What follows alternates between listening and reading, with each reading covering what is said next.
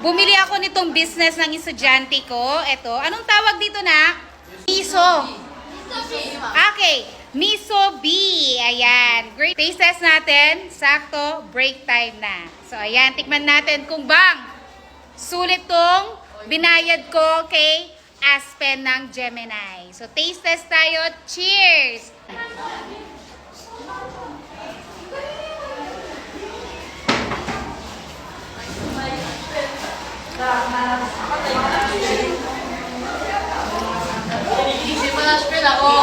Naku naman, Aspen, sa panga.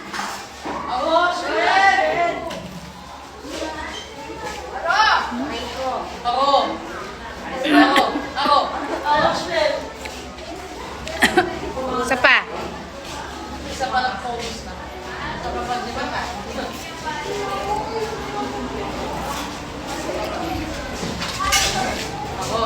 Okay, ito yung honest review natin sa Misubi ni Aspen.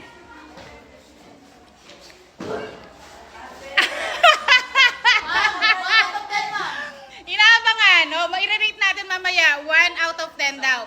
Okay. Ito na. Busog ka na dito. May luncheon, may egg, may rice, tapos merong nori. Oh, basta meron yung seaweed. Okay. Gusto mo bang marinig yung comment ko? Hindi ka masasaktan pag sinabi ko yung comment ko. Iko-comment ko to para i-improve mo, no? Excited na sila. Okay, etong Misubi ni Aspen. Aro! Okay. Di ko na masabi-sabi. Kinakabahan si Aspen. Kung ayaw mo na rice lang, na typical na meron lang meatloaf or luncheon, tapos egg, yung ganon. Kung gusto mo may twist, maiba naman na may pagkasosyal, itry mo to. Pero ito yung mako-comment ko na, mas masarap to kung lalagyan mo ng konting mayonnaise. Alam mo yun? Oo. Lagyan mo ng konting mayonnaise or yung medyo matamis na dressing or palaman. Hindi yung palaman na peanut butter ha. Like yung mga yung para sa mga vegetable salad na sa usawan, yung mga dressing.